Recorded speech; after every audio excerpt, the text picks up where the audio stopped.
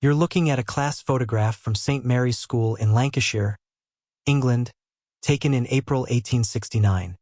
23 children stand in neat rows, their faces solemn as was customary for the long exposure times. But there's something deeply disturbing about this image. In the back row, third from the left, stands a girl who shouldn't be there. Mary Hutchins had died of scarlet fever 11 months earlier. The photograph was commissioned by Headmaster Thomas Whitfield to commemorate the school's 10th anniversary.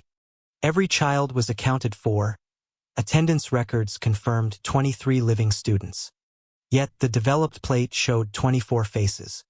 Mary stands slightly translucent, her dress from the previous year clearly visible, her expression oddly peaceful compared to the rigid discomfort of her classmates. The day everything changed. On April 12, 1869, at precisely 10:30 a.m., photographer James Hartley positioned his camera in the schoolyard. All 23 children assembled as instructed. Hartley later testified he counted heads twice, standard practice to ensure no child moved during the 40-second exposure. The morning was overcast but windless, perfect conditions for a clear image. When Hartley developed the glass plate 2 days later in his Liverpool studio, his hands began shaking. There, unmistakably, was a 24th child. He recognized her immediately from a memorial portrait he'd taken the previous May, Mary Hutchins, age 9, who'd succumbed to scarlet fever on June 3, 1868. The second phenomenon occurred when the photograph was shown to the children. 7-year-old Robert Fletcher became violently ill, vomiting and crying that Mary was still watching us. His mother, Elizabeth Fletcher, wrote in her diary, "Robert insists he felt someone standing behind him during the photograph, breathing on his neck, though no one was there. He described the smell of lavender, Mary's mother's perfume. The temperature around the photograph measured 3 degrees colder than the surrounding air, documented by Reverend William Preston with a mercury thermometer. This violated basic thermodynamics. Photographs don't generate cold." But the most impossible event came 3 weeks later. During May examinations, teacher Agnes Morrison noticed Mary's name written in a student copybook, in handwriting matching samples from Mary's own schoolwork preserved in the archives.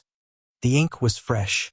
6 students, all credible witnesses including the headmaster's daughter, had been present in the locked classroom.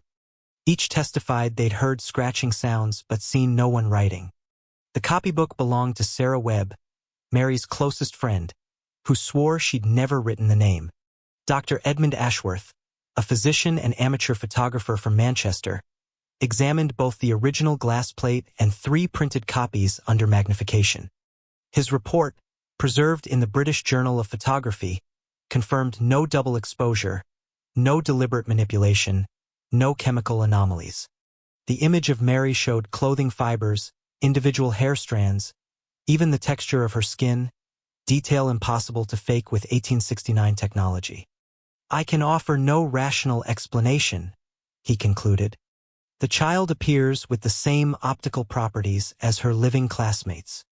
On June 3, 1869, exactly 1 year after Mary's death, the glass plate shattered spontaneously in Hartley's locked cabinet. 3 witnesses heard the crack from an adjoining room.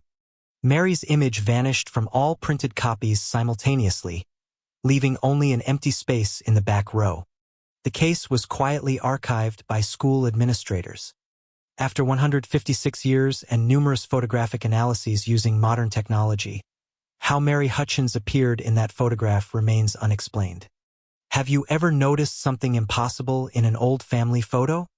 Subscribe to explore more mysteries where death refuses to follow the rules. Remember, some images capture more than light.